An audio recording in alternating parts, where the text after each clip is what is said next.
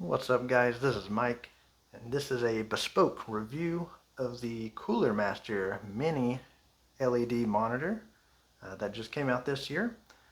This is implementing the new technology, which is in the name, Mini LED, which essentially is a smaller LED, but instead of just being a large central backlight that covers the entire panel, this monitor has over 560 independent mini LEDs that are distributed across the panel that can all be individually lit or darkened to create a better HDR image. Now, as I just said, this is an HDR panel. It's a 1440p resolution, 27 inches, and it goes up to 165 hertz at 10-bit color, which is great. All impressive specs. The most impressive thing about this monitor is the very impressive peak nits. It can hit over 1200, even 1300 nits in some scenarios, which is incredibly bright. It can be searingly bright even in some applications and scenes, but it can also get quite dark because all those mini LEDs can individually turn completely off. So if it's in a zone there's just no light being displayed on the screen, those zones can turn off. Pitch black, there's no light bleed, there's no bleed over or inconsistencies or anything like that.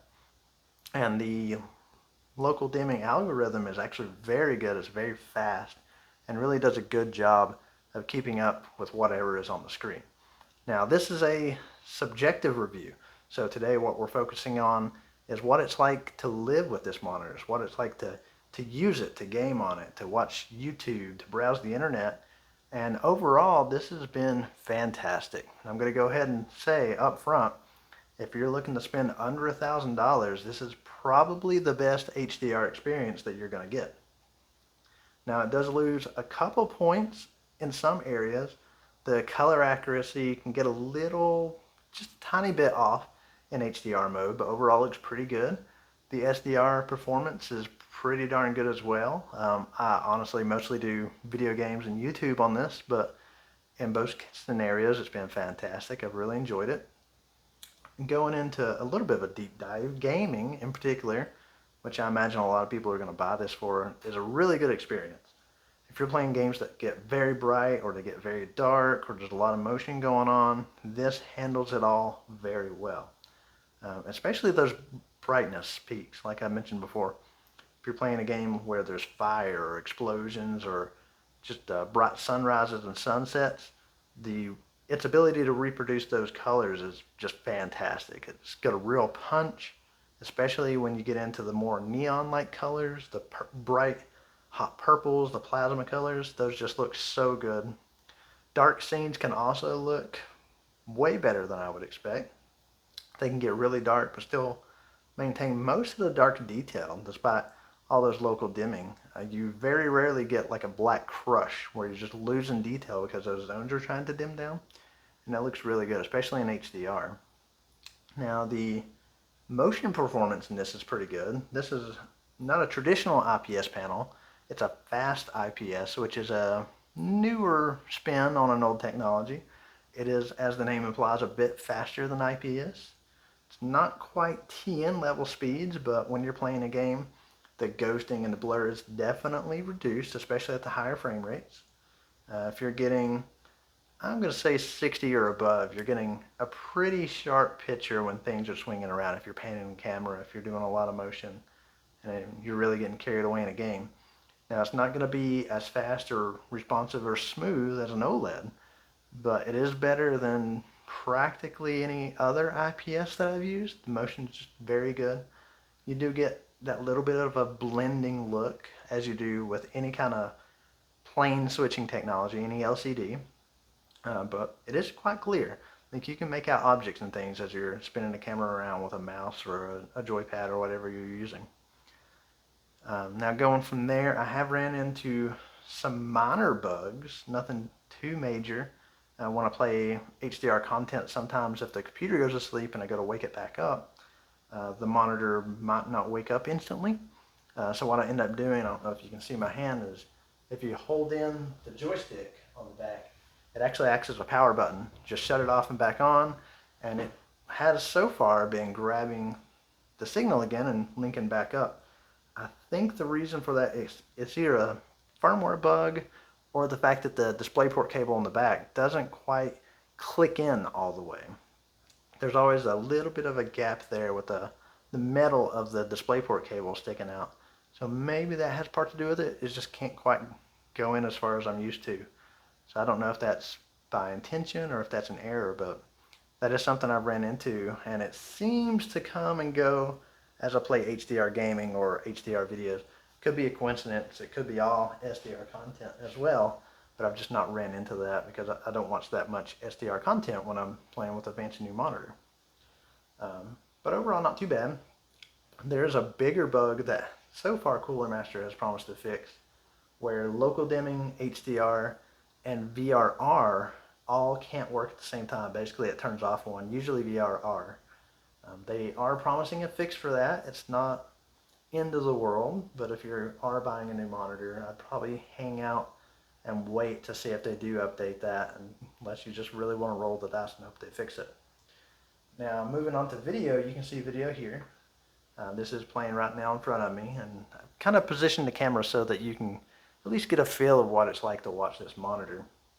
And this is HDR video of Norway, 16:9. I chose this specifically so you could see how dark these bars get. That's the local dimming coming into action. You don't get a whole lot of blooming, and in fact, at normal viewing distance and direction, I don't notice any blooming around those bars at all, which is a testament to how good the local dimming works. Now, if it's really dark and you're really looking for it, you might see it just a little bit, but it's really not bad. The bright highlights look amazing, like these windows, the way they're glowing. The light just comes punching out. This is 100% brightness right now. And it can look a little over the top, but that's really when this monitor's picture shines. It's between 70 and 100%. If you start turning it down, it does get a little dull. But at higher brightnesses, it looks great. And it does maintain those deep inky blacks. Now, despite being 10-bit, I do see a little bit of color banding in some of the videos that I watch. And I'm not exactly sure where that's coming from. I don't notice it as much with some of my higher end panels like my OLEDs, but those do a dithering to the color, which kind of negates that. So it could just be making the compression a little more obvious. You can see it in the water here, the little ripples. But you are going to notice that a little more on this panel than others. And in my experience, it tends to be in the grays, like the darker blues, and in that area. But overall, picture quality and HDR content is great.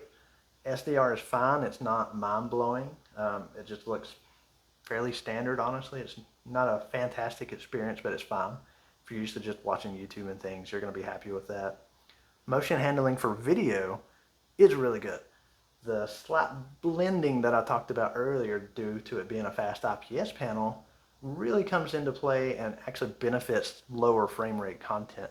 Now this is 60 hertz video here, so it's very smooth, but 24 hertz, which is of course a very low frame rate, it still looks pretty decent as far as the motion goes.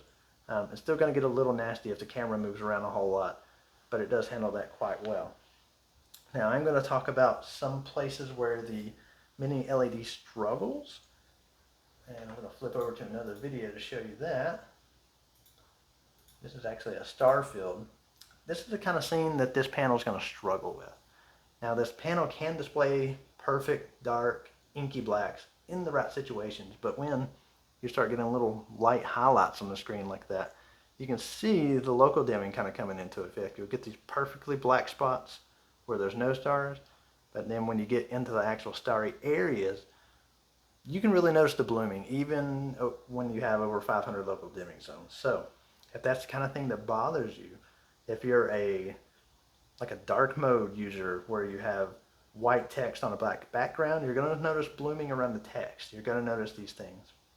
Now, if you're just playing a game like Resident Evil or something where it gets dark and things might explode or there might be lights and lanterns and things like that, that's really not noticeable. You're not going to notice the blooming very much. But you can definitely see it. It feels like that star field there. And there's not a whole lot you can do about it. But it does look good. There's another 4K video. And this is SDR. You can see it looks great. It looks natural, more natural than the HDR at times, honestly. But the colors don't really have the same pop. You know, it's not got that punchy contrast. I'm not sure what the local dimming is doing here, but it seems to be less aggressive, which is probably good to maintain the original creator's intent, which is a word I hate to use because honestly it doesn't matter. Do whatever makes you as a user happy. But it does look pretty good, and I like it. There's a good bit of depth to the image, despite the local dimming seemingly not being as aggressive. Now this is a lower frame rate content here, so you can see kind of how that content's going. But yeah, overall, really good for video gaming. No major complaints other than those bugs. Browsing on the internet, as long as you're not using dark mode, is really great.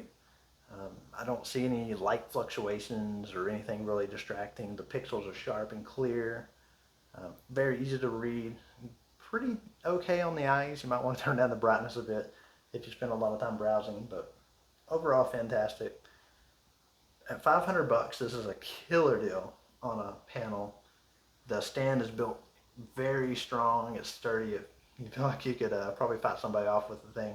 The panel construction itself is okay.